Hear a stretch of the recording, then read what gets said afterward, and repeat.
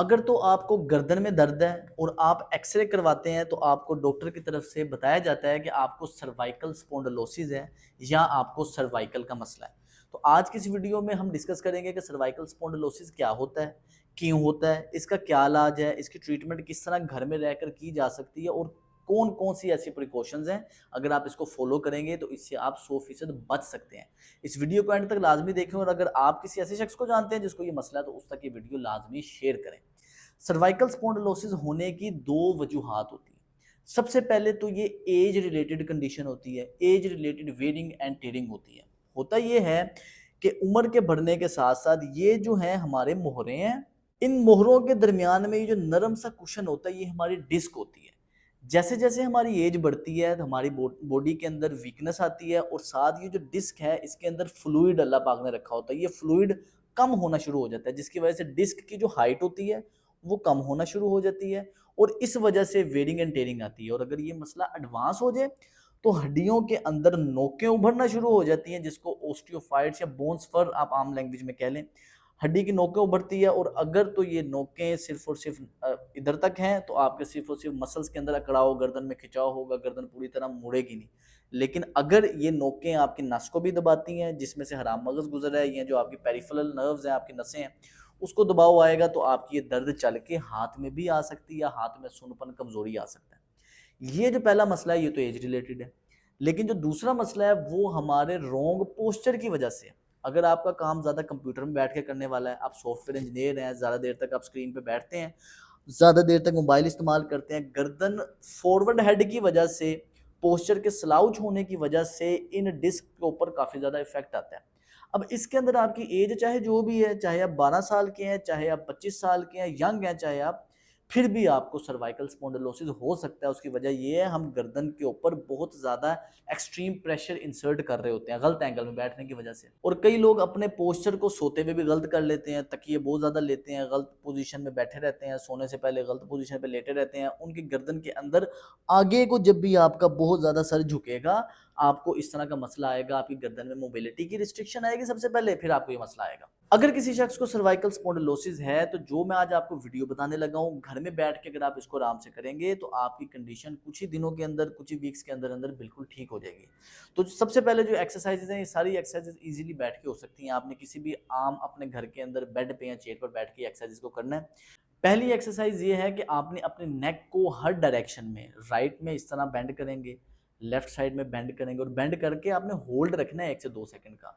फिर आपने जिस तरह नमाज में सलाम फेरते हैं राइट साइड पे, लेफ्ट साइड पे, जिस तरह मैक्सिमम ऊपर देखा जाता है, जिस तरह मैक्सिमम नीचे देखा जाता है, इस एक्टिविटी को 1-1 सेकंड के होल्ड के साथ दिन में 3 से 4 दफ़ा करना है ताकि गर्दन के मसल्स सारी उसकी मोबिलिटी बेहतरी की तरफ आए और जो आपकी गर्दन का ये जो खम होता है, कर्व होता है जिसको हम कहते हैं खम आपका सीधा हो गया, स्ट्रेटनिंग होगी, मोरों में गैप कम हो गया, इसमें बेहतरी आ सके, मोबिलिटी आएगी। जहाँ मोबिलिटी जिस जॉइंट में आएगी उस जॉइंट के अंदर लुब्रिकेशन ठीक रहेगी और आपको आर्थराइटिस डेवलप होने के चांसेस कम से कम होंगे। तो आपने एक तो ये एक्सरसाइज को करना है। इसके बाद जो दूसरी एक्सरसाइज है उसके अंदर आपने बिल्कुल अपने पोस्चर को सीधा रख के कंधों को इस तरह ऊपर लेकर जाना है, नीचे लेकर जाना है। इस एक्टिविटी को श्रग्स कहते हैं।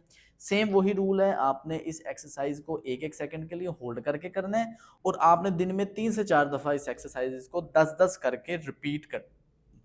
इसके बाद आपने बिल्कुल अपने पोस्चर को सीधा रख के, चेस्ट को एक्सपैंड करके, अपने दोनों हाथ अपने सर के पीछे इस पोजीशन में रख के और एल्बो को जैसे आप पीछे को फ्लेक्स करेंगे, पीछे की तरफ पुश करेंगे तो आप देखेंगे कि आपके चेस्ट के जो मसल्स हैं इसके अंदर खिंचाव पैदा होगा।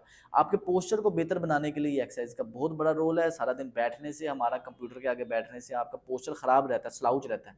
तो ये वाली वर्जिश आपके चेस्ट के मसल्स पे काम करती है और उसके अंदर स्ट्रेचिंग और फ्लेक्सिबिलिटी लेकर आती है जिसकी वजह से आपका पोस्चर बेहतरी की तरफ जाता है और आपके नेक के ऊपर प्रेशर कम से कम डलता है। इसके बाद आपने किसी भी किस्म की इस तरह की बेल्ट ले लेनी है, कपड़ा ले लेना है। अगर आप खातून है तो दुपट्टा आप ले सकती हैं। आपने अपनी गर्दन पे इस एंगल पे रख के अपने हाथ दोनों सीने के ऊपर रखने हैं। अब आपने बिल्कुल ऊपर देखना है, फिर नीचे देखना है। सेम वही फिनोमिना है, इसमें आपने हर एक्सरसाइज को दिन में टोटल 30 दफ़ा रिपीट करना है, 10-10 करके। तो आप बिल्कुल आराम से ऊपर देखेंगे, नीचे देखेंगे, ये गर्दन में पिविट बंध रहा होता है और गर्दन पूरी मैक्सिमम डायरेक्शन में ऊपर मूव कर रही होती है। सारे दिन के अंदर कोई भी ऐसा काम आजकल नहीं रह गया आज की रूटीन में कि आपको ऊपर देखना पड़े।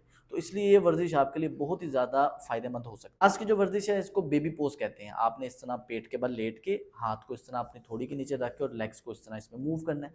इसमें आपने कोशिश ये रखनी है कि ये वाली वर्जिश आप रात के टाइम 10 मिनट के लिए कर सकते हैं। सामने आप मोबाइल लगा के रखें या वो किताब पढ़ रहे हैं उस टाइम आप ये कर सकते हैं। तो ये एक्टिविटी पूरे दिन में करना इंतहाई ज़रूरी है और आपके सर्वाइकल स्पॉन्डिलोसिस को, गर्दन में स्ट्रेटनिंग आ गई है, गर्दन के खम को ठीक करने के लिए ये बहुत ही फायदेमंद वर्जिश हो सकती है।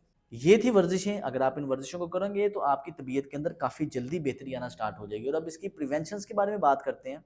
सबसे पहले तो आपने अपने सिटिंग पोस्चर को बेहतर करना है। अगर आप ऑफिस में हैं, ऑफिस की रूटीन कैसी होनी चाहिए, ऑफिस में आपके बैठने का पोस्चर कैसा होना चाहिए, ये बहुत ज़्यादा मैटर करता है आपकी इस कंडीशन को ना होने के लिए और इसकी ट्रीटमेंट को बेहतर बनाने के लिए।